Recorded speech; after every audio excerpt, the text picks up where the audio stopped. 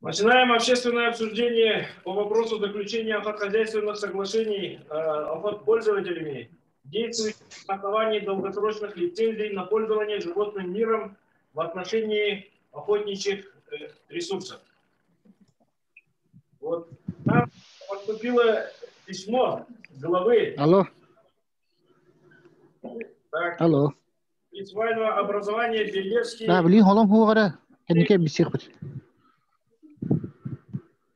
Наслед председателя Союза кочевых родовых общин Республики Саха-Якутия Джилстана Витальевича Сидорова. Вот просим выступить Джилстана Витальевича Сидорова и рассказать ситуацию.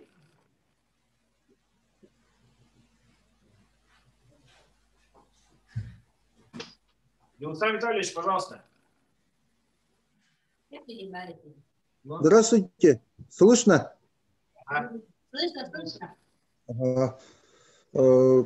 Так, уважаемые коллеги, согласно решению Верховного суда Российской Федерации от 2019 года установлено отсутствие у охотпользователя как лицензиата, осуществляющего на основании долгосрочной лицензии право пользования объектами животного мира на копытные виды и пушнину, право на подачу заявок на определение квот их добычи, одновременно констатируя наличие таких прав только у лиц, заключивших охотхозяйственное соглашение.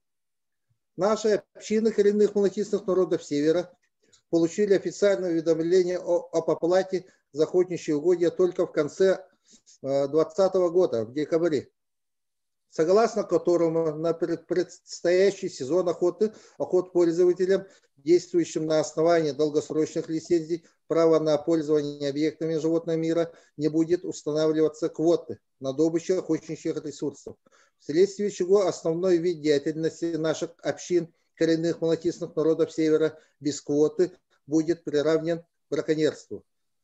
В муниципальном образовании Белявский Венкийский национальный наслед проживает около 2000 венков, основной источник дохода которых охотпромысел, и 16 охотпользователей, занимающихся традиционным отраслями Севера, оленеводством и охотпромыслом, которые имеют долгосрочную лицензию.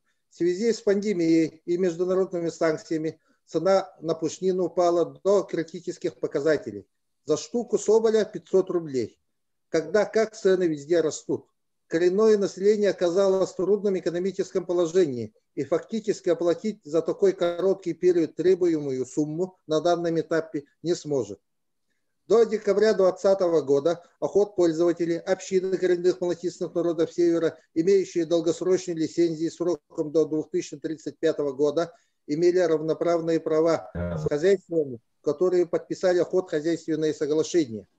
Следует отметить, что подписание соглашения не было обязательным, а имело рекомендательный характер для наших хозяйств. Но согласно вышеупомянутым решениям Верховного суда, при неуплате ренты на охотничьи угодья соглашение не подписывается. Соответственно, общины коренных малотисных народов Севера лишаются квоты на добычу охотничьих видов животных, вследствие чего остаются без основного источника дохода и средств существования.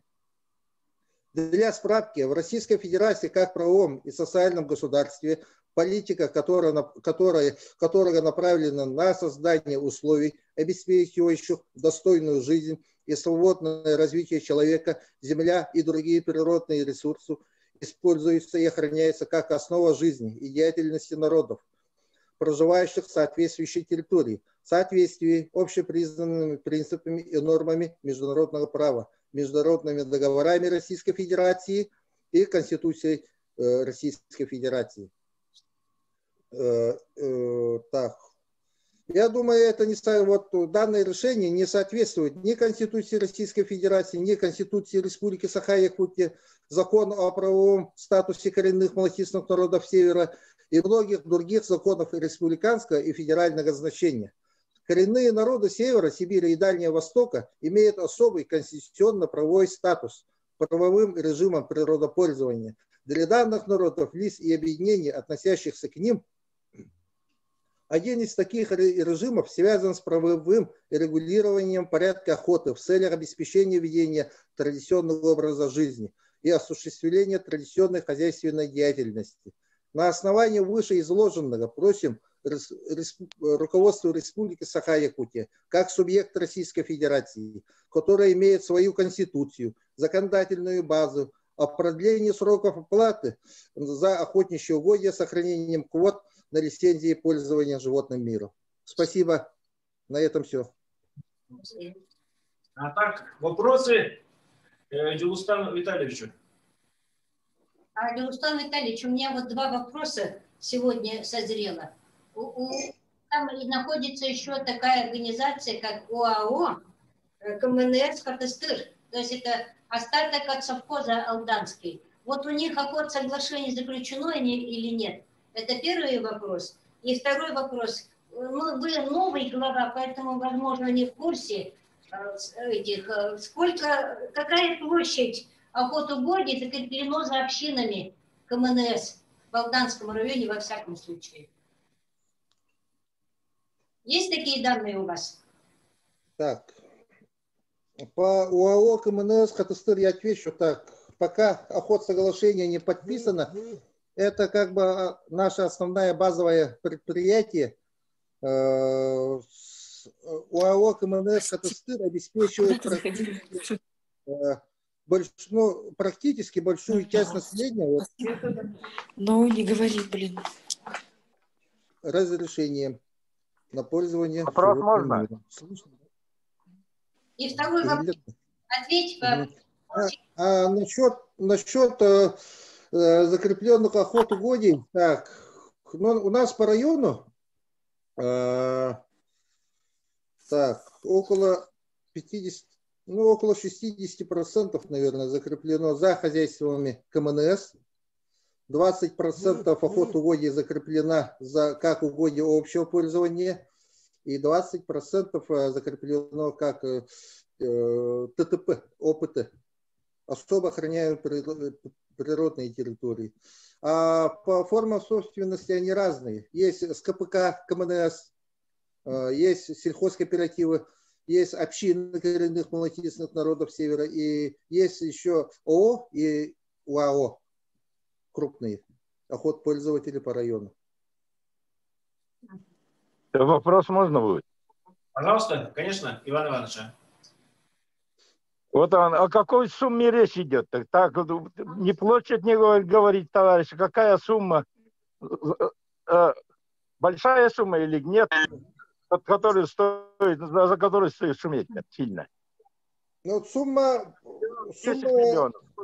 зависит от размера площади. Сумма-то небольшая. Наше хозяйство не против оплаты.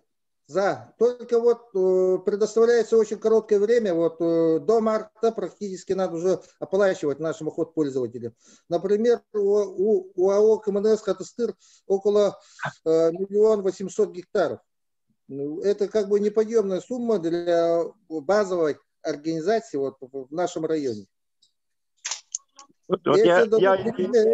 Если продление будет хотя бы год, в принципе, мы согласны платить. Можно два слова? Пожалуйста. Алло, Август. Пожалуйста. Но я сожалею, что не могу участвовать очередной раз на круглом столе. Опять вот в очереди сижу сейчас. Я имел беседу с Сахамином Милановичем, министром. Так, ну, достаточно человек адекватный. С ним можно, я думаю, иметь очень серьезные дела. Человек объективный, насколько я знаю, узнал. Вот, но я услышал, если вкратце, то, значит, у вас учредитель администрации УЛУСа, так ведь? Для этих организованных хозяйств. Вот, и в этом плане, значит, вот Сахамин Миланович, министр, говорит, значит, вот как учредитель УЛУС, значит, может на себя взять оплату вот этих расходов 1 миллион или сколько, 1 800 000. Вот, ну, источники дополнительные, значит, Сахамин Миланович считает, вот для бюджета УЛУСа имеется, у вас недропользователь есть, и вот эта вот сумма 1 800 000, ну, я извиняюсь, не стоит оплатить выеденного яйца. Вот в этом плане. А второй вопрос для частных хозяйств, это вопрос, видимо, более серьезный, насколько я понял. Тут надо внести изменения в законодательство республики в отношении этих частных охотпользователей. Но это будет процесс более длительный, видать. Вот поэтому вот, то, что я услышал, вот я довожу.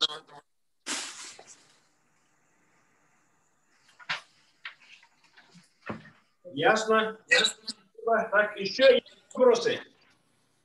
Так, если вопросов нет, просим выступить заместителя министра экологии, природопользования и лесного хозяйства Республики Саха-Якутия Додохова Николая Васильевича.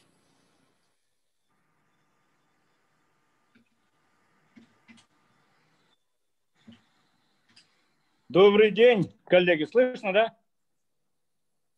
Да, слышно. Ага. Ну вот, Сидоров Дюлустан все очень подробно вам объяснил. Это требование федерального закона. Это прописано с 2009 года. Но до прошлого года, пока в Новосибирске такой инцидент не произошел, всем долгосрочникам квоты выдавались. Так же ведь, да? Вот, а вот после этого решением Верховного суда, как уже сказано, установлено, что у пользователя отсутствие охотхозяйственного соглашения влечет за собой невыделение квоты. Об этом мы после судов только в октябре узнали такой вопрос и сразу подняли вопрос, чтобы все охотпользователи заключили охотхозяйственное соглашение. Теперь всем проблема ясна, и охотпользователи должны заключить охотхозяйственное соглашение. Но при этом, как говорится, платят 1 рубль за 1 га. Конечно, для некоторых это большая сумма, у которых есть сотни тысяч гектаров охотничьих угодий, 1 миллион, 1,5 миллиона есть.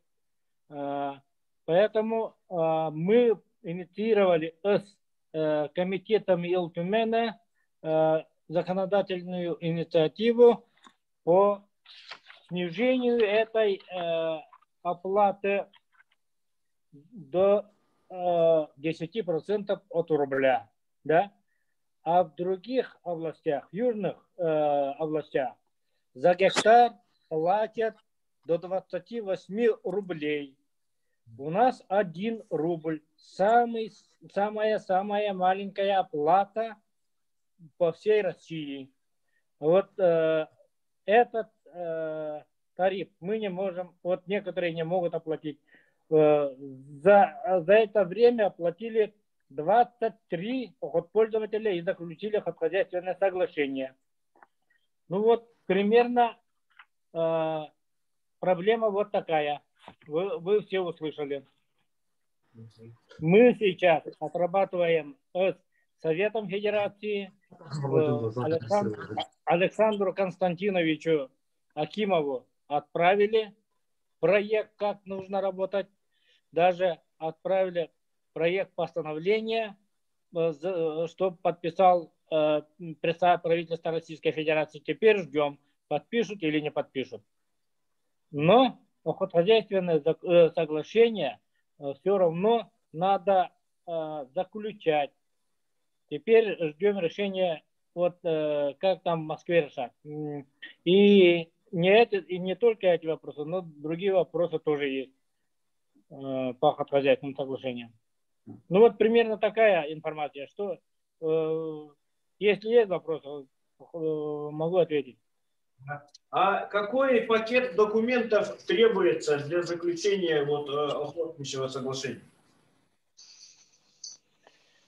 Там есть, да, требуется долгосрочная лицензия, описание территории, все эти документы, которые выдавались при долгосрочной, когда выдавалась долгосрочная лицензия на пользование животным миром. Ага, то есть ну, там такого большого пакета документов не надо. Самое главное – оплата. А мы еще упростили более-менее, да? Мы не требуем проект лесного участка, который тоже стоит денег. Без проекта лесного участка охотхозяйственное соглашение сейчас заключаем, как только платят. Оплата за что? А оплата за что? Это как называется оплата? Плата. Ага. Плата за заключение охотхозяйственного соглашения. Установлен тариф в 1 рубль за 1 га. Это у нас, я говорю, тариф самый-самый минимальный по всей России. Да. Николай Васильевич, а дальше за этим еще же какая-то работа будет, за что надо будет платить? За аренду? Я говорю, нет, там вообще мизерная сумма. 0,03 копейки за лесной участок, который вы будете арендовать под охотничью инфраструктуру, когда будете строить базу. Если вы будете строить на 1 га, значит 0,03 копейки. 3 копейки вообще. А под путики, ну сколько там выйдет? 10 га выйдет. 30 копеек будет. Но это совсем мизерная сумма. А за проект освоения лесного участка, который разрабатывается Рослесинформом и ГАУ Лесресурс, они требуют оплату 50 тысяч, по-моему. А вот этот проект когда должен быть оформлен? Что должен быть оформлен? Вот этот вот проект освоения лесного участка, он когда должен быть готов? Ну, потом сейчас такого требования мы не ставим. Я говорю, как только оплатят, охотхозяйственное соглашение заключим, и те, кто это охотхозяйственное соглашение заключит с министерством, квоты получат. То есть вы сейчас требуете наличие лицензии долгосрочной и описание территории только, да? Ну, с заявлением плюс, конечно. Еще раз, плохо слышно. Ага. Вы сейчас требуете заявление, долгосрочную лицензию и оплату за заключение охотсоглашения. Вот 3 документа требуете сейчас, да? Ну, примерно так. Я сейчас точно все скажу. Марьяна? Да. Можем сказать. Там в заявлении идет примечанием, какие документы. Значит, долгосрочная лицензия, копия договора пользования животным миром, это которая идет сразу за долгосрочной лицензией. Описание границ, выписка из ИГРЮЛЬ, что предприятие на данный момент действует. Ну и для соглашения нужны банковские реквизиты предприятия и заявление заоформить новое по форме численности. Все. То есть получается копии существующих документов? Да, на существующие документы и ИГРЮЛЬ, что предприятие действует. Выписка. Новых документов на данный момент не требуется. Да, остальных каких-то новых документов не надо, которые есть у пользователя документа, их достаточно. Ну, у у меня вот такой вот вопрос, который, может быть, напрямую не имеет отношения, да, но все-таки это важно. Значит, на сегодняшний день у нас охотничьи угодья, наши предприятия, а предприятия это крупные, ОАО, скажем, да, сельхозкооперативы, у них как-то это все проще, вот, или муниципальные предприятия, как в Ульяновском районе, например, да, и есть мелкие общины, и есть частники.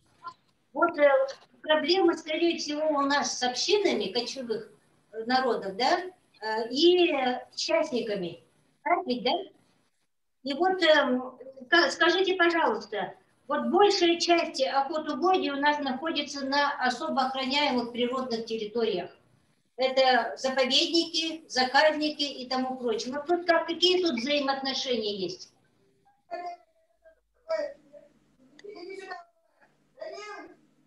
Нет, на заповедниках у нас сейчас нету ограничений. За республиканского значения ООПТ, если в уставе написано, что там предусмотрено ведение традиционного природопользования и охоты, тогда мы на основе ранее выданных долгосрочных лицензий выдаем. Есть проблемы сейчас только возникли вот с федеральным, конечно, национальным парком, там уже мы соглашения не будем заключать. У нас полномочий нету на федеральные ООПТ. Ленские столбы, да? Ленские столбы. Там вот 8 общин у нас находится. Нет, там 4 общины имеют долгосрочные лицензии. Вот они, да, попали в трудное положение, они должны квоты получать уже напрямую через МПР в Росприроднадзоре. Так, а вот частники, которые получили право охотиться на своих земельных охотничьих угодьях, как они? Мы на основании долгосрочек переходим без аукциона в рамках их границах, в описании. Могут они уменьшить свои границы, если не осваивают полностью или нет средств финансовых для заключения. В принципе, у кого есть 2-3 участка, могут заключить на один участок пока, а потом долгосрочка остается, поэтому могут по мере накопления средств, например, заключать до 35 года, так скажем, пока долгосрочка действует. Но пока не заключат охотхозяйственное соглашение, квотируемые виды они получать не будут. Неквотируемые они могут использовать, разрешение выдают, там, водоплавающая, боровая дичь, нелимитируемые там пушные звери, а вот по квотам у них не будет просто с этого сезона, пока не заключат охотхозяйственное соглашение. Так, ясно, так. Еще есть... Можно вопрос? Можно вопрос? У меня к Николаю Васильевичу вопрос. Вы определили для себя какой-то определенный дедлайн для подписания охотхозяйственных соглашений, чтобы на будущий охотничий сезон не остаться без квот охотпользователя? Ну, всех охотпользователей предупредили об этом. А срок какой-то установили, нет? Ну, срок до середины апреля. То есть у нас на решение этого вопроса только срок до середины апреля. Ну да, время есть. Ясно. Так, еще есть вопросы? Да, у меня есть. Если у кого интернет слабый, то как они будут успеть оформлять-то? Интернета нет вообще в северных районах. Как это? Электронно это оформляется или как оформляется? Нет, заявление и подавайте в инспекцию свою, а потом мы уже с ними будем отрабатывать. Это лесхоз, да? Нет, почему? Инспекция в районная. Инспекция районной природопользования. Да, государственного экологического надзора инспекции. Комитеты, инспекции свои. Не надо сюда прямо всем ехать. Так, ясно. Что? Да, насчет еще вот один вопрос у меня есть. Насчет вот лесного проекта говорят все время. Вот как мы это сделаем, лесной проект, все вот об этом подробно, пожалуйста, можно. Если... Вот как раз это сейчас Николай Васильевич осветил, что мы сейчас не требуем проект лесного участка, не земельного участка. Это можно будет потом сделать спокойно после заключения охотхозяйственного соглашения. Сейчас для заключения охотхозяйственного соглашения надо те документы, которые были у вас с долгосрочной лицензией, долгосрочка сама, повторюсь я, договор, описание границ и выписка из ИГРЮ, что предприятие действует.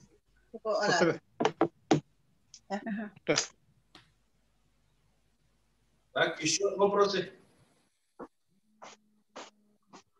Так, если вопросов нет... Добрый день, можно, да, вопрос? Пожалуйста. Добрый день, меня зовут Николай Копылов, глава Мужарханский наслег, Алекминский район.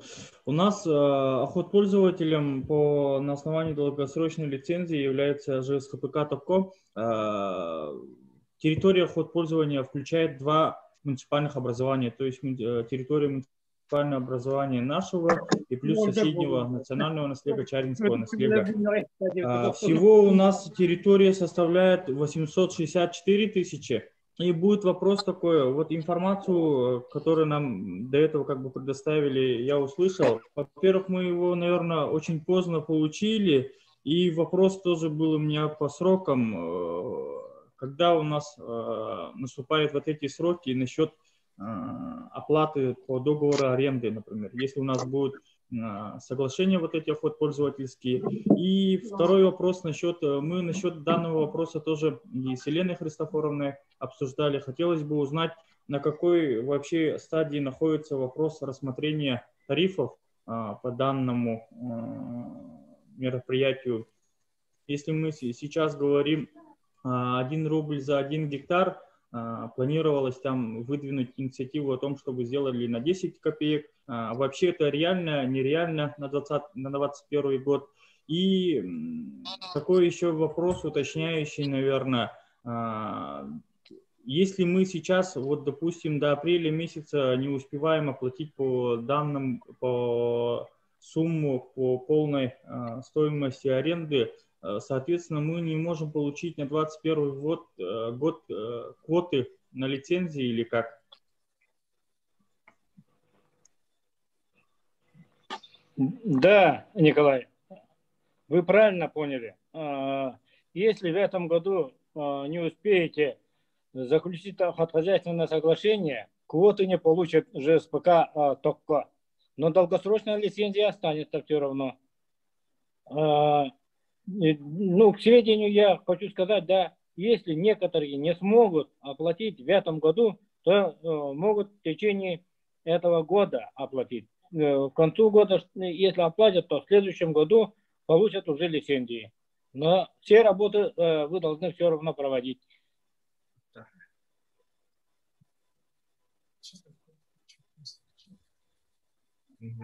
Так, еще вопросы? Можно, да, вопрос задать?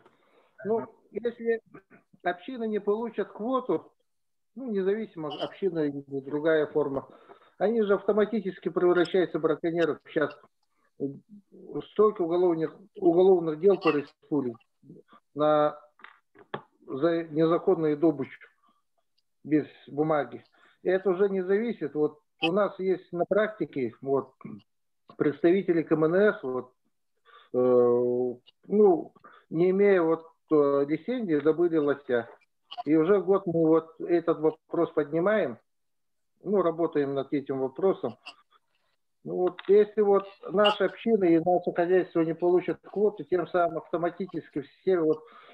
Мы вот по статистике где-то вот, я думаю, по статистике где-то 60% хозяйств вот не оплатят, не успеют найти средства по республике.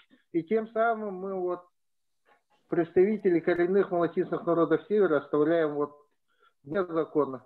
Это будет, я думаю, это вообще проблемы потом начнутся. Вот таких, думаю. Все. Так, ага. Спасибо за вопросы. Так, слово предоставляется Лебедевой Екатерине Георгиевне, руководителю отдела народов Севера правовой и этнологической экспертизы Министерства по развитию Арктики. Меня слышно, да? Здравствуйте.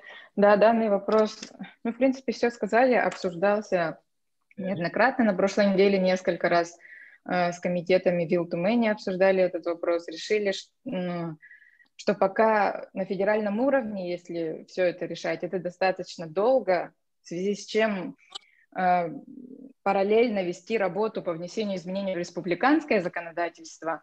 Мы внесли предложение в комитет Вилтумена по внесению изменений в законы республики, чтобы данные затраты субсидировались и общинам, и другим организациям именно на внесение данной единовременной платы. То есть там у нас 5 законов. Если будет закон о внесении изменений в отдельные законодательные акты Республики Саха-Якутия, пояснительную записку также подготовили. Рассматривался вопрос либо субсидирования, либо льготного кредитования, но сказали, что на кредитование некоторые хозяйства не могут претендовать, поэтому решили пойти путем субсидирования. То есть если будут внесены данные законы и изменения, то можно будет при уточнении бюджета просить дополнительные деньги на данные мероприятия. Но это как один из вариантов решения проблемы. Ну, кратко так. Пока других вариантов не видим, чтобы побыстрее решить этот вопрос именно. У вас уже подготовлены проекты? Предложения, да, предложения есть, там все в формулировке есть, пояснительная записка есть. Там только надо было финансово-экономическое обоснование, и все, в принципе, проект готов. Уже можно его запускать. Но решили через Илтумен, через комитет Илтумен, так будет быстрее. Если через правительство, там это заседание правительства и так далее, то есть сроки затянутся. А если через народных депутатов, то там намного быстрее будет внесение. Ну, когда вы внесете все это дело? Ну, они в комитете Илтумена, все предложения уже наши. Есть, да? На этой неделе был, мы обсуждали, что на этой неделе уже надо будет запускать. Все ясно. От народных депутатов. А когда будет следующее внесение изменений в бюджет республики? Пленарка, я так поняла, что февральская, ближайшая, но пока там тоже не утверждено, и повестка не утверждена, не согласована. Но это я как поняла, не точная информация. Если на февральскую пленарку бы успели, тогда бы внесли изменения в закон, и сразу, может, в уточнение бюджета можно было бы попасть. Можно я добавлю? Можно, да? Извиняюсь. Можно добавить? Конечно. Точно? Можно, да, добавить еще? Конечно, пожалуйста. Извиняюсь. А так, помимо нового закона, у нас очень много законов и на уровне республиканского и федерального. Прописано в Конституции Российской Федерации права коренных малочисленных народов Севера. Там полностью все написано. А то, что решение суда дошло до Верховного суда Российской Федерации, это разбирательство субъекта, который не касается КМНСов. У нас помимо решения суда, которое в Новосибирской области, это обычный охотпользователь. А мы, общины коренных малочисленных народов Севера, имеем особый конституционный статус. Нам надо действующие законы отрабатывать, смотреть, потому что помимо этого мы субъект Российской Федерации, который имеет свою конституцию, свои законодательные права. Мы, наверное, целая республика, наверное, по срокам-то мы могли бы на год продлить-то. Все-таки мы же республика. И мы создаем законы. Продлить дату оплаты. Охотпользователи, в принципе, заплатили бы. Там сумма-то небольшая, символическая сумма. Но дать время, возможность. Если лишите кого-то, практически пол-Якутии коренных малочисленных народов Севера автоматически превращается в браконьеров. Все, спасибо. Можно я еще скажу? Да, мы еще смотрели практику всех других регионов. Я, например, смотрела везде. Нигде не нашла похожего, чтобы возмещали единовременную плату за заключение охотхозяйственных соглашений. Тоже в другом каком-то регионе было субсидирование, но именно после заключения охотхозяйственных соглашений. Если бы предусмотрели субсидирование, как единственный вариант, как один из вариантов. Спасибо. Слово предоставляется советнику министра по развитию и делам народов Севера Робек Константину Васильевичу. Пожалуйста.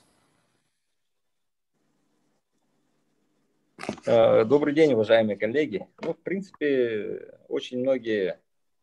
Ну, этот вопрос совершенно правильно. Вот молодой глава, который буквально с прошлого года работает, Джоусан Витальевич, поднял. И на самом деле этот вопрос-то с бородой, скажем так. Это постановление правительства было принято еще в 2010 году. И, соответственно, конечно, с тех пор, если, как говорится, в первом акте спектакля на стене висит ружье, то в третьем акте оно обязательно должно выстрелить. И, соответственно, этот вопрос, скажем так, когда я работал уполномоченным по правам коренных малочисленных народов Севера, я этот вопрос неоднократно поднимал и на заседаниях, совещаниях различных, и в том числе в своих ежегодных докладах. Тогда еще мои специалисты уже просчитали примерную стоимость всех этих работ, и сумма в докладе за 2018 год озвучена. Можете, кто интересуется, открыть, посмотреть, 70 миллионов порядка.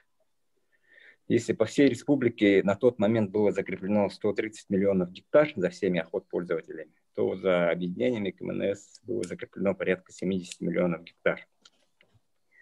К сожалению, этот вопрос, который можно было решить спокойно, неспешно за эти годы, да, он так и остался, пока, скажем так, не приперло как следует, и теперь приходится нам в пожарном порядке все эти вопросы поднимать и пытаться как-то их решить. И вот то, что я спрашивал про дедлайн Николая Васильевича, это не зря, и потому что есть реальная опасность того, что наши объединения останутся без квот на следующий год. То, что вот меры принимаются, да, понятно, что федеральное законодательство, федеральные нормативные акты мы уже не сможем внести изменения, подготовить, обосновать и так далее.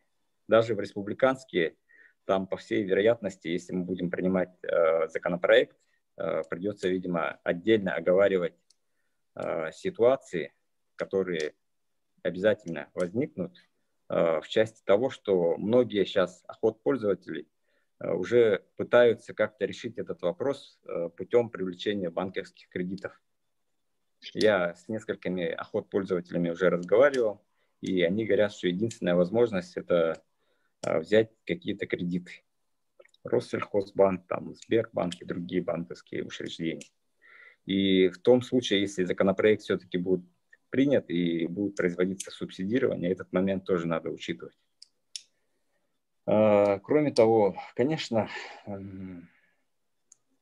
я так думаю, что вот Николай Васильевич то, что озвучил, всего 23 охотпользователя, да, их там, насколько я помню, было 400 с лишним охотпользователей. Всего 23 успели оформить, и вряд ли их количество сильно увеличится. Тех, кто реально способен оплатить и как бы не особо напрягаться по этому поводу. И все-таки хотелось бы, чтобы даже в таких вопросах, скажем так, потому что многие общины не смогут даже взять банковские кредиты и так далее, чтобы закрыть этот вопрос, хотя бы временно. Поэтому, может быть, один из путей сейчас пожарных, да, то, чтобы или администрации муниципальных образований, или районов, там, или наслегов, или через республику, то есть обеспечить их банковскими определенными гарантиями. Ну, это один из тех путей, которые я как бы вижу, и потому что вопрос уже, скажем так, назрел, и вот Николай Васильевич то, что озвучил, там 2,5 месяца осталось на его решение, и я думаю, что надо срочно какие-то меры принимать. Спасибо. Так. Слово предоставляется Шадрину Вячеславу Ивановичу, вице-президенту Ассоциации коренных малочисленных народов Республики Саха. Здравствуйте. Да, этот вопрос у нас уже заключение охотхозяйственных соглашений, мы говорим, с 2016 года. Он неоднократно у нас стоял, в том числе последний раз, ну, из крупных таких были у нас парламентские слушания о состоянии охотхозяйства и так далее. Это в 2018 году, там тоже этот вопрос поднимался, и мы всегда и постоянно ставим вопрос о том, чтобы изыскать в бюджете республики 70 миллионов рублей для оплаты, вот, для заключения этих охотхозяйственных соглашений. Тогда еще в 2018 году мы ставили вопрос, что, может быть, если это разово, это очень сложно, может быть, разбить на 3 года и так далее, поэтапно, так сказать, вести.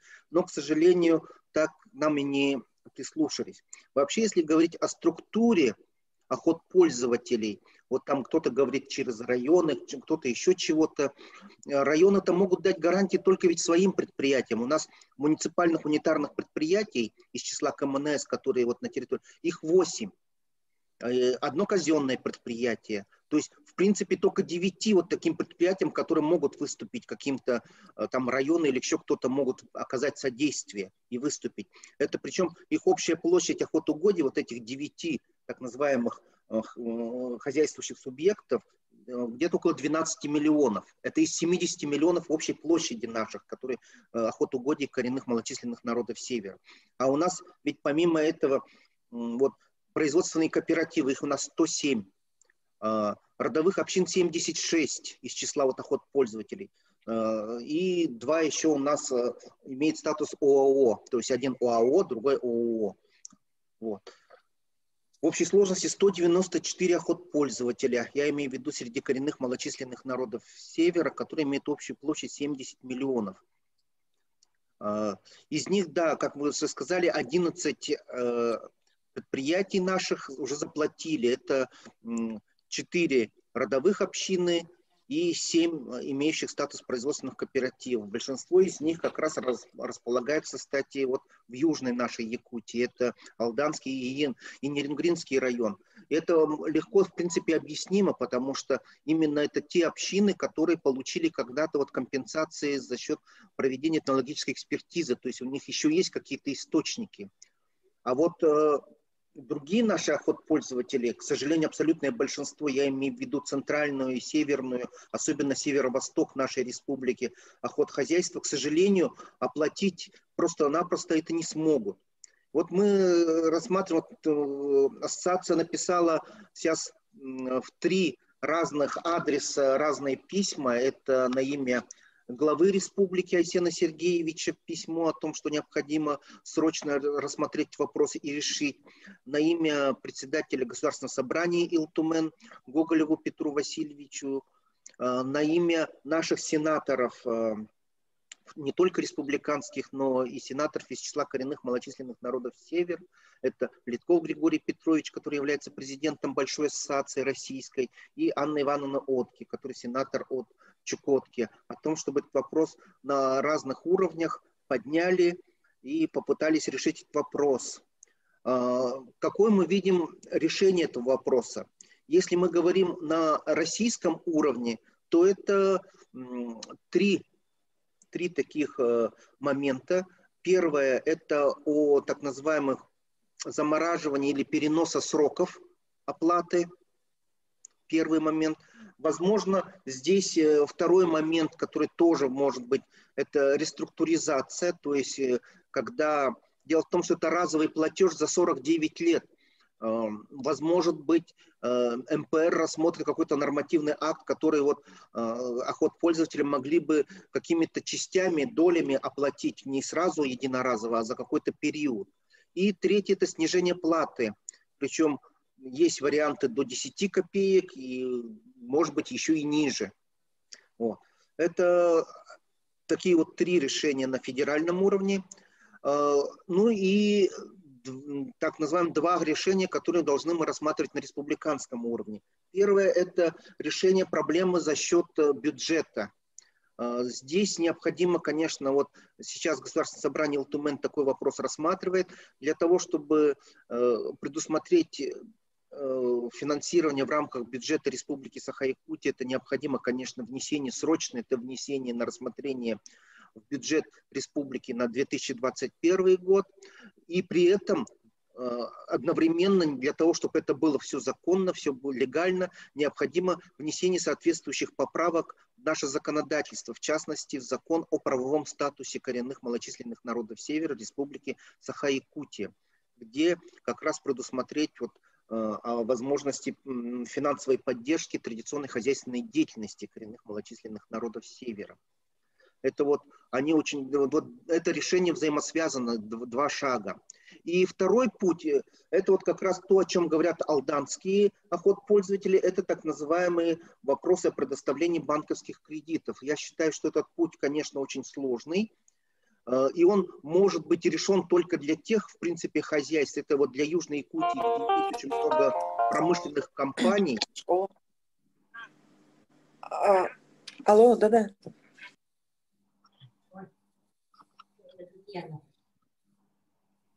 Татьяна, отключите, вот хорошо.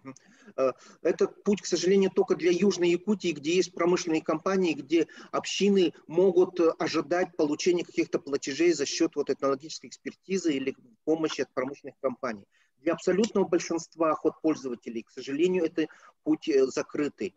Поэтому я считаю этот путь не очень таким перспективным для большинства. То есть все-таки нам необходимо вот остановиться вот на пути о том, чтобы решение это все-таки было принято за счет бюджета. Конечно, это сложно, потому что сразу все депутаты поставят вопрос о том, что почему только выделяем коренные малочисленные народы Севера, но у нас именно коренные малочисленные народы Севера законодательно защищены, у них есть свой правовой статус, есть определенные нормативные, то есть определенные нормы, которые позволяют все-таки за это зацепиться. Всего у нас 344 охотпользователя, то есть 150 не относятся к числу коренных малочисленных народов Севера, и у них общая площадь их территорий, которые не будут подпадать под это где-то 58,5 миллионов га. Но при этом надо иметь в виду, что сейчас уже в коридорах, опять-таки, Илтумена госсобрания ходит документ об оказании содействия Сахабулту. У них они всего одни, но у них 23 миллиона га. Вот, то есть из этих 58 миллионов 23 миллиона гектара это вот охотугодье Сахабулту. То есть, возможно, это вот параллельное хождение нескольких таких документов, но тем не менее, вот все-таки я настаиваю на том, что нам необходимо будет работать с Государственным собранием Илтумен для того, чтобы внести такие изменения в наше законодательство. Ну и правильно сказал Константин Васильевич и Джулустан Витальевич о том, что надо учитывать и то, что какие-то хозяйства сейчас могут поставить такую безвыходную ситуацию. Нам необходимо все-таки посмотреть о том, чтобы, учитывая нашу региональную составляющую и то, что даже в Конституции Российской Федерации прописано, что решение вопросов коренных малочисленных народов Севера находится в совместном ведении, нам все-таки надо посмотреть, какие мы можем шаги все-таки с точки зрения нашего законодательства рассмотреть с точки зрения, может быть, отстрочки оплаты или как-то задержки этой оплаты, может быть, до конца года, вот этот вопрос, потому что даже если мы очень быстро сейчас это внесем в бюджет и так далее, я думаю, что это все равно будут определенные задержки, и мы не успеем в указанные сроки.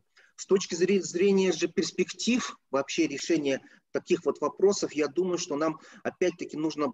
Вот вы обратите внимание, большинство вопросов, которые являются основой жизнедеятельности коренных малочисленных народов Севера, а это вот как раз наши угодья, наши биологические ресурсы, земли, воды, они относятся к федеральному законодательству. Но именно эти же функции, с другой стороны, ведь это те земли и те ресурсы, которыми пользуются коренные малочисленные народы Севера. Нам, мне кажется, с учетом того, что у нас создана уже полностью и действует система территорий традиционного природопользования, и то, что в Конституции прописано о совместном решении вопросов КМНС, нам, наверное, надо ставить вопрос перед федералами о том, чтобы как-то расширении функций или полномочий территории традиционного природопользования вот в сфере, во-первых, и решения вот каких-то земельных вопросов, и регулирования, в том числе и природных биологических ресурсов. Вот это вот, мне кажется, тоже очень такой принципиальный вопрос, на который нам надо будет смотреть, если мы смотрим в будущее, тоже этот вопрос ставить сейчас. Спасибо за внимание. Все, спасибо. Так, слово предоставляется депутату Государственного собрания Илтумен Республики Саха-Якутия Голомаревой Христофоровне. Пожалуйста. Слышно, да? Здравствуйте. Слышно, да? Алло.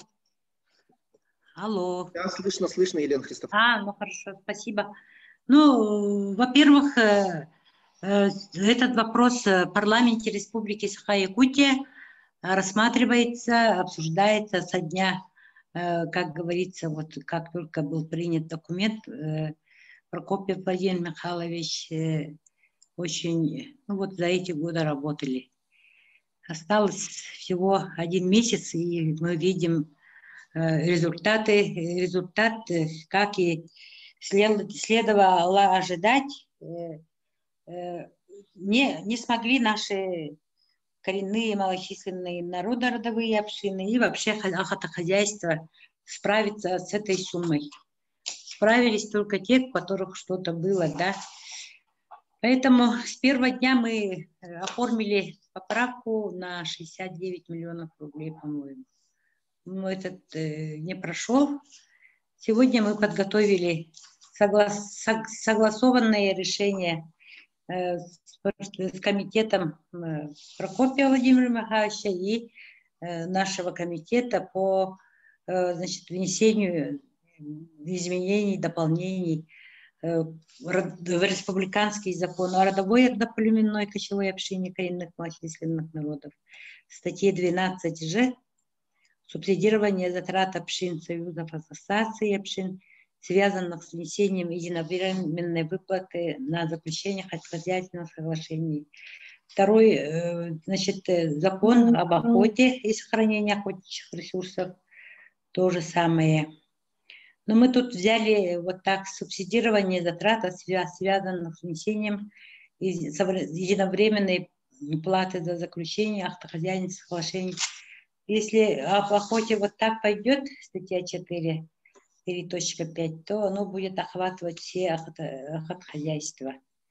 И следующее, предоставление субсидий на затраты, связанные с внесением, это закон о развитии сельского хозяйства в республике, в части государственной поддержки сельского хозяйства, предоставление субсидий на затраты, связанные с внесением единовременной платы за заключение охотохозяйственных соглашений. И третье, это 4-й закон о государственной поддержке коренных малочисленных народов, части мер государственной поддержки, статья 6, субсидирование затрат, связанных с внесением единовременной выплаты за заключение охотохозяйственных соглашений.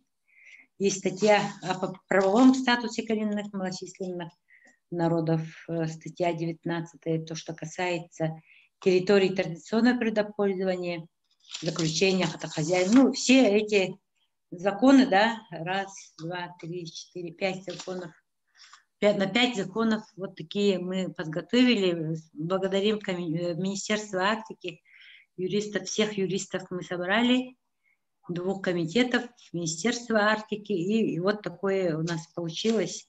Сегодня все, значит, и обоснование, пояснительную записку все сделали. Департамент по охоте предоставил реестр охотопользователей объединения КМНС.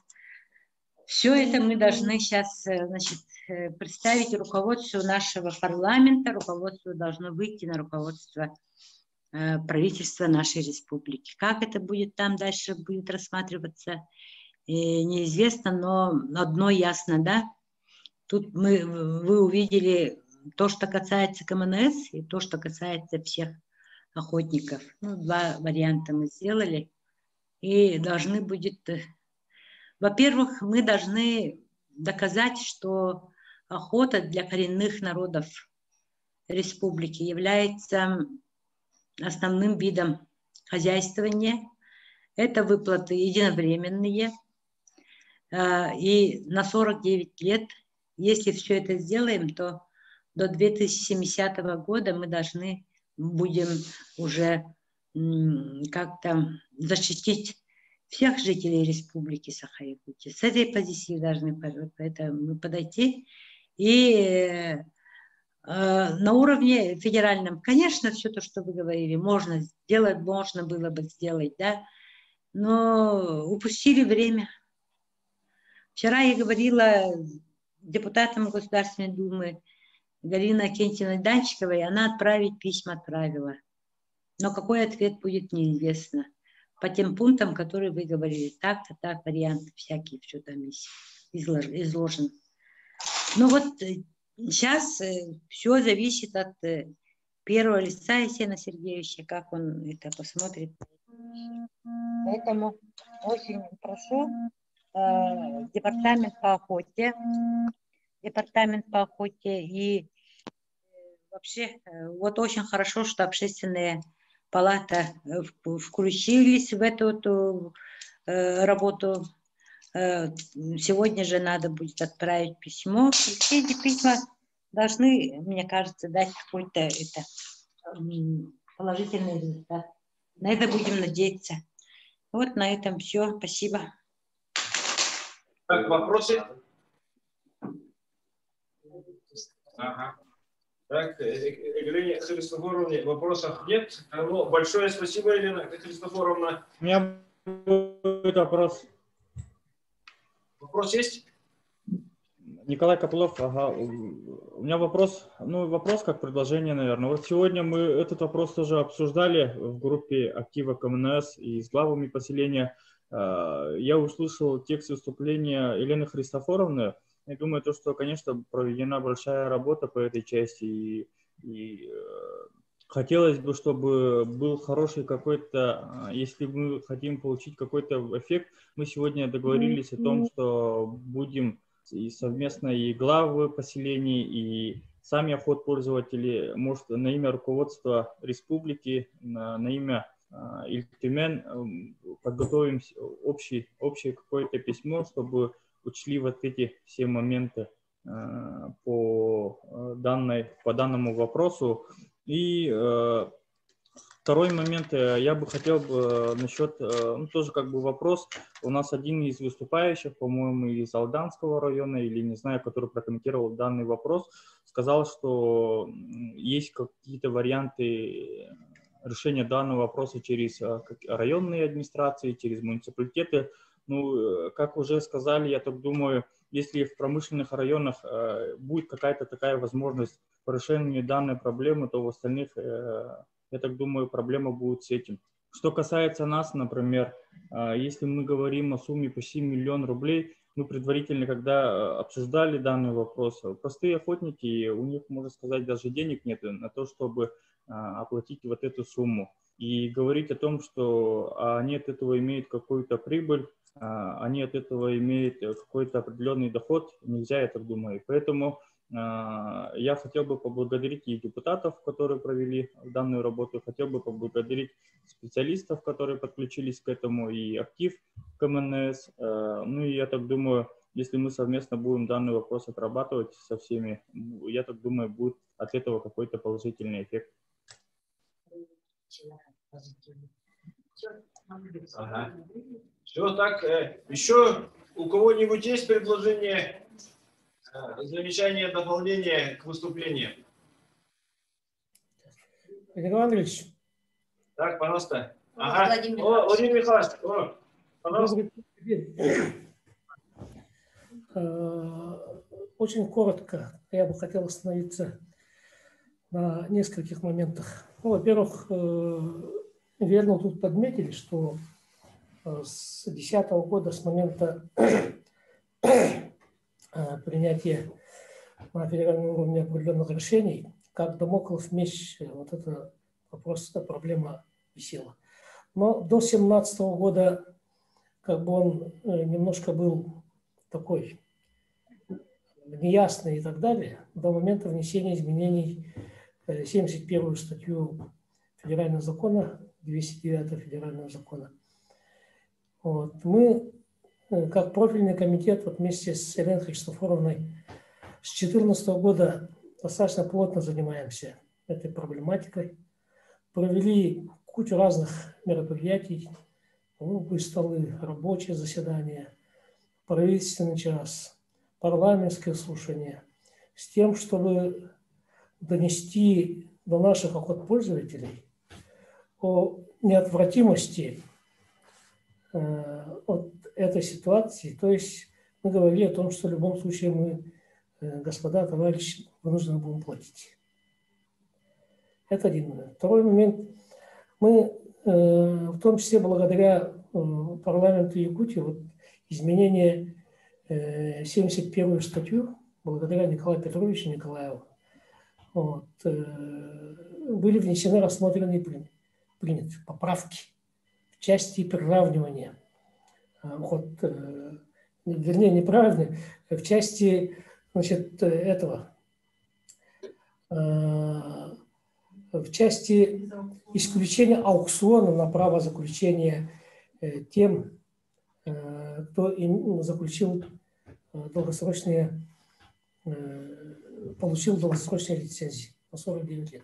То есть мы безболезненно позволили нашим охотпользователям беспрепятственно заключать охотхозяйственные соглашения. Далее, вы помните, в 2016 году вставала очень серьезная проблема, связанная с возможным резким многократным увеличением ставок платежей. До 3500 рублей за 1 гектар. Но мы тут общими усилиями, в том числе с непосредственным участием Российского Рыболовсоюза, Общественной палаты Российской Федерации и так далее, нам удалось как-то отбиться. Поэтому в результате вот эта ставка 1 рубль у нас на сегодня самая низкая в нашей стране. Да, катализатором и таким поворотным моментом стало решение Верховного суда. А это решение, оно уже принято и должна быть реализовано в соответствии с решением. Поэтому мы и говорили, что нам когда-нибудь обозначат срок, обозначат дату. И вот этот период наступил. Теперь что делать? Вы многие правильно сказали. Мы на заседании на рабочем совещании 18 числа обозначили, как действовать, что делать. В нескольких вариантах. Николай Андреевич присутствовал, Елена Хачатуровна. И по нескольким вариантам начали работу. Вместе с Министерством экологии и природопользования лесного хозяйства. Будет подключено Министерство по развитию Арктики и так далее. По нескольким вариантам. Первый вариант – это подготовка обращения от имени главы республики, правительства Российской Федерации. С просьбой, во-первых, предоставить, вернее, значит, снизить ставки. Второе, значит, обратиться с тем, чтобы общины КМНС получили без оплаты.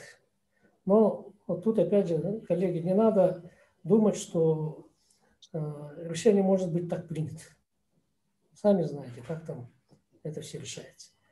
Параллельно вот то, о чем говорили, вопрос внесения изменений в законодательство и предусмотреть возможность субсидирования. Прежде всего, части КМНС. Но по ней мы дальше будем работать, но тоже пока конкретно сказать, что это возможно, может быть реально, мы не можем. Ну и третий вариант – работа с федеральным центром по внесению изменений в федеральный закон. Но я тут, коллеги, хотя мы обязательно оформим, направим и так далее, но на это надеяться в полном объеме будет сложно. На внесение изменений в федеральное законодательство.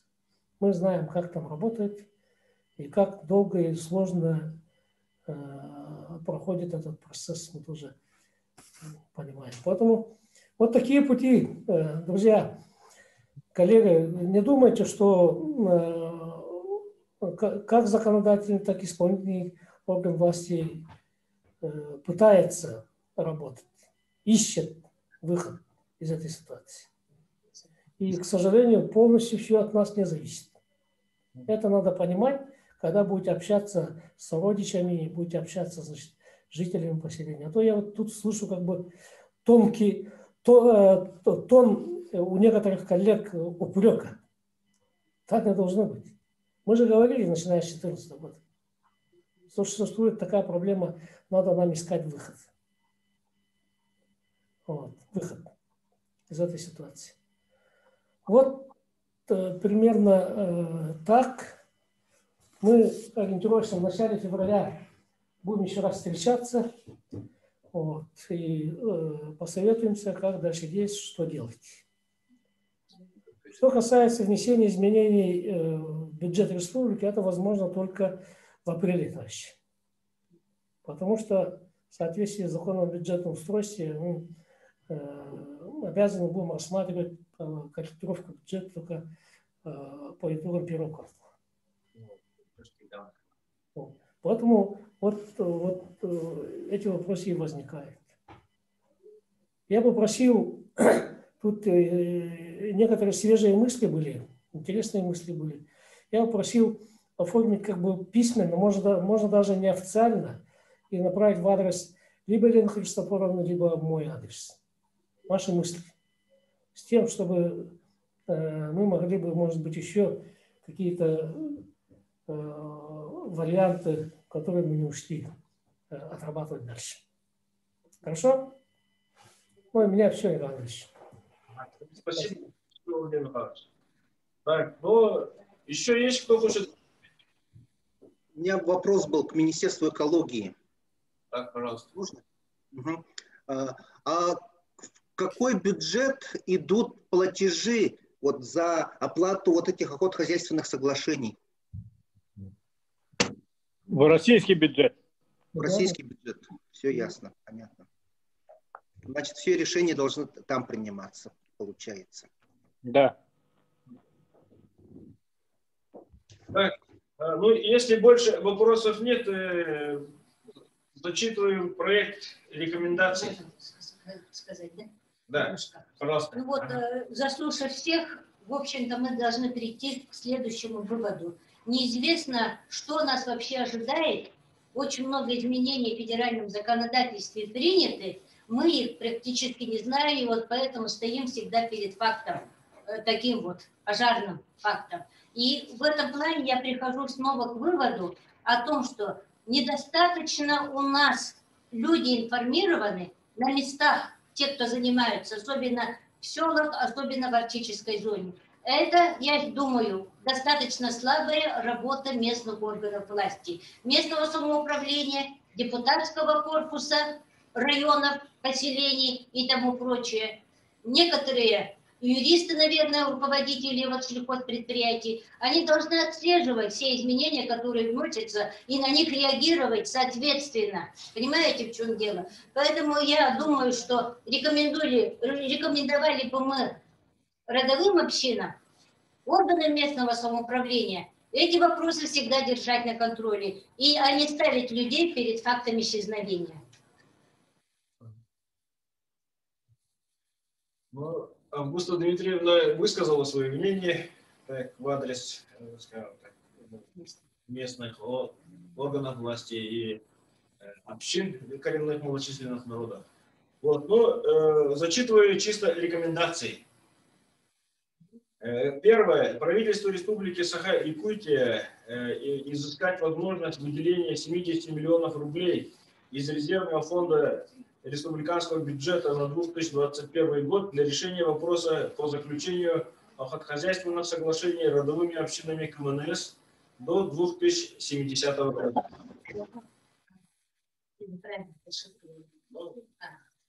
Обратиться в Министерство природных ресурсов Российской Федерации по продлению сроков оформления охотхозяйственных соглашений охотпользователями, представляющими хозяйственные предприятия коренных малочисленных народов Севера и Дальнего Востока.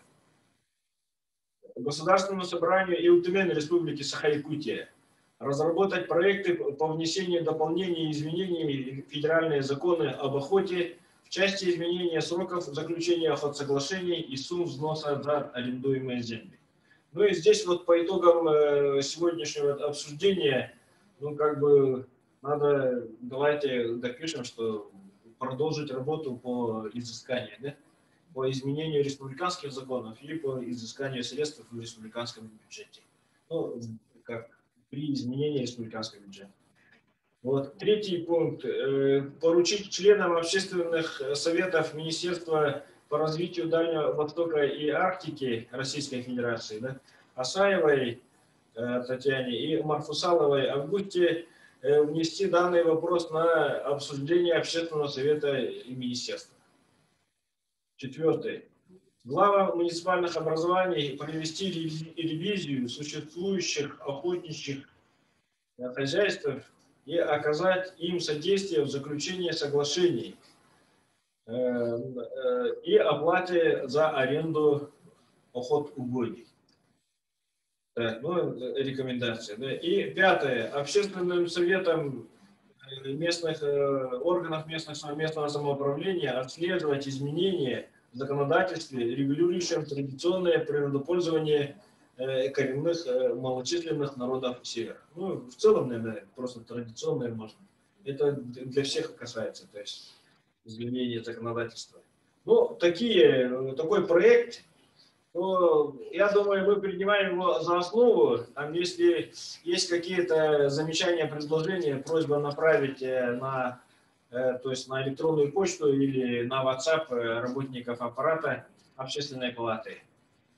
Ну, есть вопросы? Нету, да? Ну, все, тогда повестка дня исчерпана. Направить данные рекомендации соответствующие. Нет, ну это мы напишем. Ну, все, тогда работа закончена. Спасибо за участие. Спасибо за работу.